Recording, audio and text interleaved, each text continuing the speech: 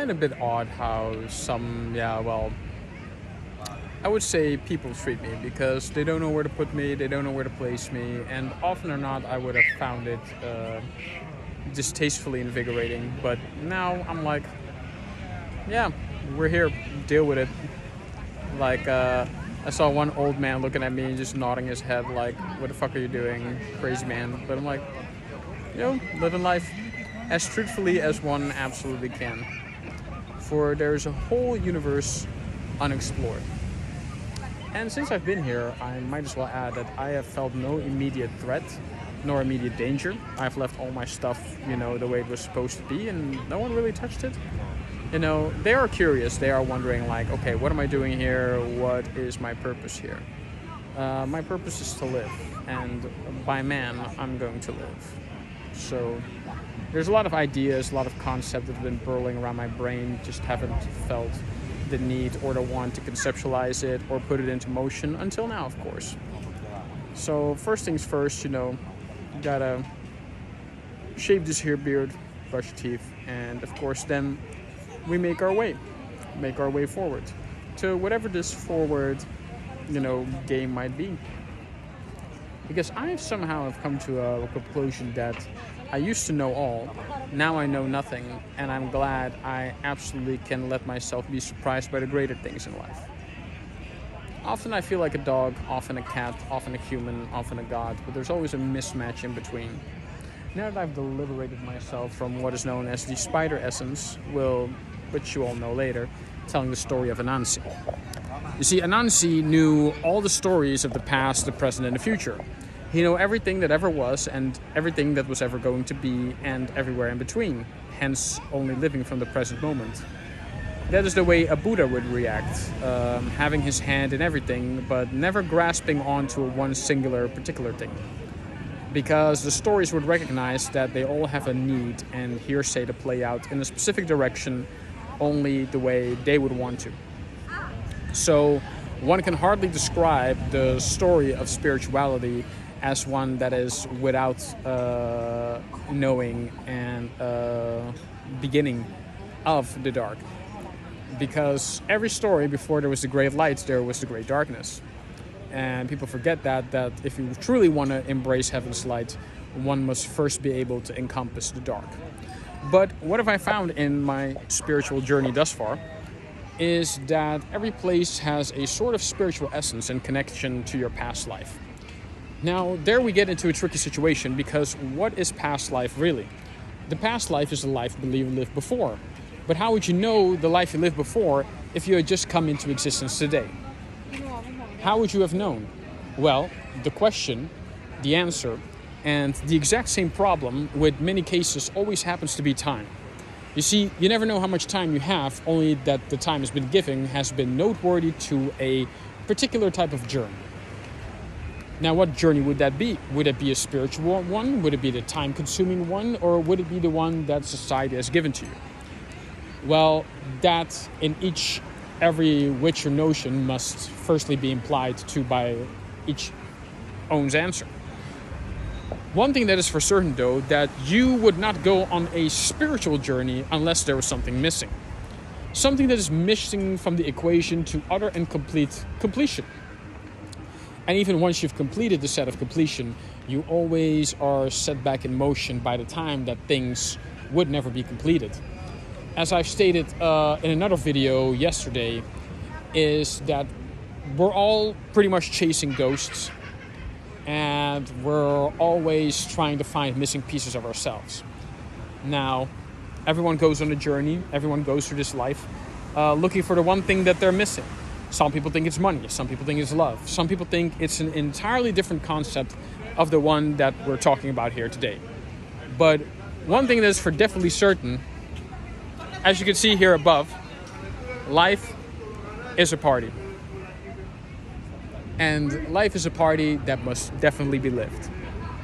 Now, I had spent a long time trying to live a certain way, thinking that in order in this life you must avoid certain parties, avoid certain people, and avoid even a certain lifestyle that wouldn't adhere to the norm of society. Well, I can tell you, after having spent time in a cave as long as I have, And having spent time in many regions of where I am today, I can willfully conclude and concur that time was not wasted. See, time is but a concept that's only held on to by a version of reality that you wish to hold on to. There's only so much of reality that can be pinned, pointed out, and concurred with.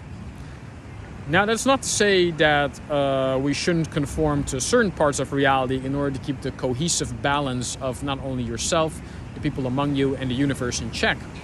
But you must also recognize that in order to get there to that part, you must also recognize that a valid fruition of one's own personal and impersonal self must come to an end if you wish to move forward into the completed state. Now you may ask what you mean by the completed state. We all believe we are in a circle of life. Some believe we're squares, other ones believe we're a prisma, some people believe the earth was round, others the earth was flat. The truth of the matter is, everything is as formless as you yourself make it.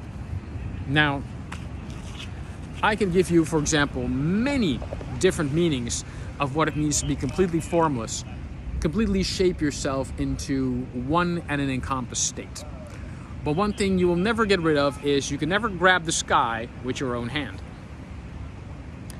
Because people say sky is the limit, right?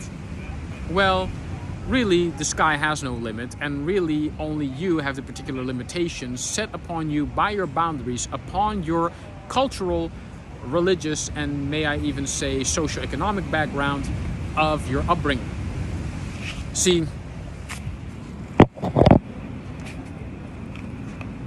many people thought it was crazy and insane to do the things I'm doing right now and to do the things I'm doing here today.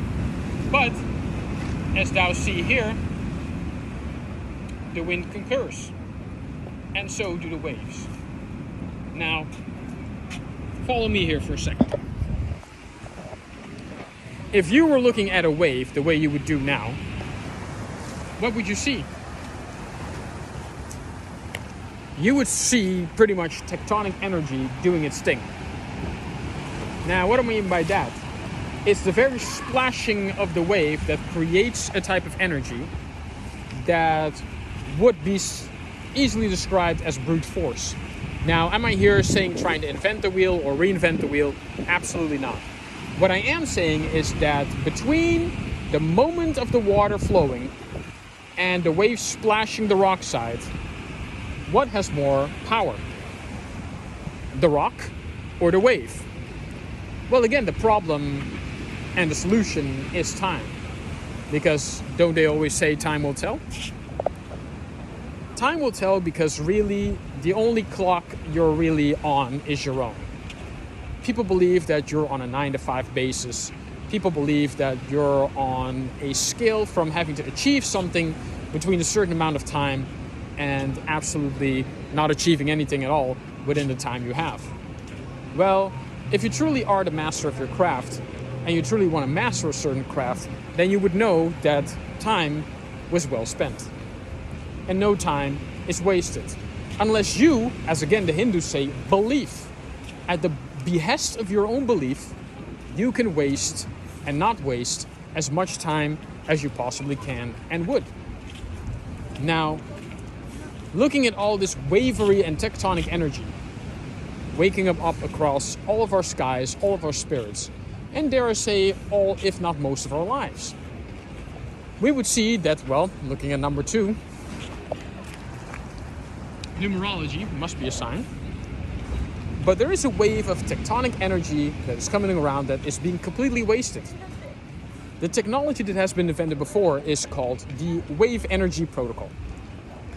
With the wave energy protocol, you might make certain that even on a day such as this, an island such as this could still have some kind of power. Now, would that power be the tectonic energy of the waves, or would it be the splashing of the wall? Because whether you believe it or not, even a rock, as pivotal as this, can create and distribute as much energy as any given electrical field and storm light. How do I know this? Because you must be a part of it in order to encompass and become it. In other words, dive in, see what you find. But notice that the water only goes as deep as one would allow it to be. So in other words, how deep must men dig to get enough energy out in order to make a wave hit the wall? See, for a wave to hit the wall, as you no doubtly see here behind me, see, one wave must hit one piece or the other, creating, as it were, a boom flow. Now I call it the boom flow because there's a particular point in time whereby energy is amassed, awakened, and distributed. Now, to be honest with you, we haven't even begun to stretch the entire part of energy. Everything is energy because everything is atoms. Everything is atoms because everything is molecule. And everything is molecule because the people together form one cell, one atom. So what would it be like to have specific parts of each other distribute energy, one and all? We distribute energy all the time. The only thing we forget, just as with light and dark, just as with day and night, we have plus and negative energy.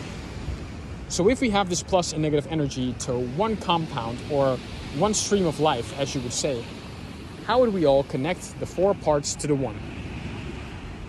Very simple. It's the plus, minus, beginning, end protocol frequency.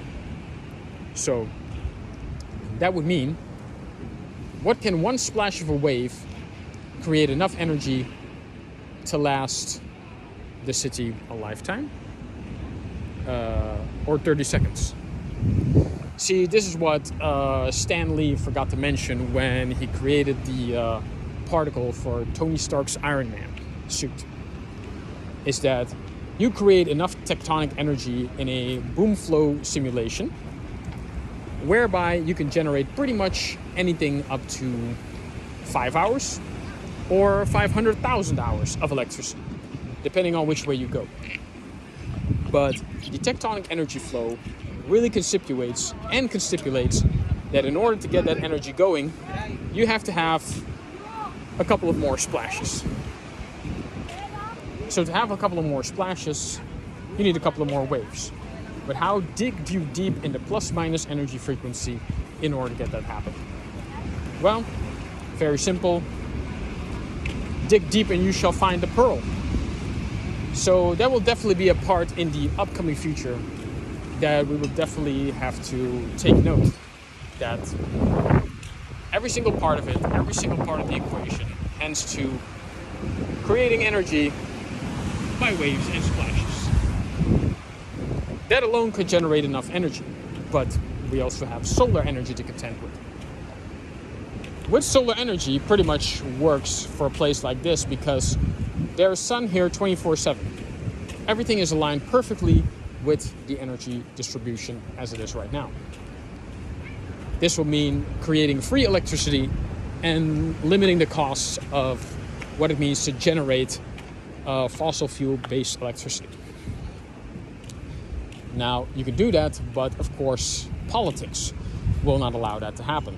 I mean, look at what Bush did with China and Africa, and how Akon brought everything together in a one cohesive light so that Africa could have and generate electricity. And this, ladies and gentlemen, could pretty much be applicable worldwide. Even in places like South America, even though the rainforest, might its name suggest, has a little bit more rain than sunlight. But nevertheless, still having the need for solar energy. And a lot of other places do too, the Caribbean, the islands. So we're pretty much holding our hands here on one of the greatest energy solutions of all time. Now, there have been all sorts of tests and run amok saying that it wouldn't work, or it hasn't, or is not gonna work, because simply put, they're too lazy to think of any other solution than the one that has benefited their pockets for so long. This is not me talking about it, this has been so for years. And people have and are talking about nuclear energy. Well, we all saw Chernobyl and we know what that had happened. And anything other than that would be a complete waste and a complete lie of, time, money, research, energy, and resources. But let me not stop there. In an island as beautiful as this, energy can coexist. Clean energy can coexist. And it can take anything from a tectonic wave of the ocean to the raging rays of the sun. Although the sun is no stranger to, going out after 40 billion years, perhaps even more. Would we have found life by then? I believe we would have found enough life to ensure that by the time that moment arrives, it really would not have mattered much. Because even during bedtime, the lights go out at some point. So, ladies and gentlemen, thank you again as always, and I'll see you all next round.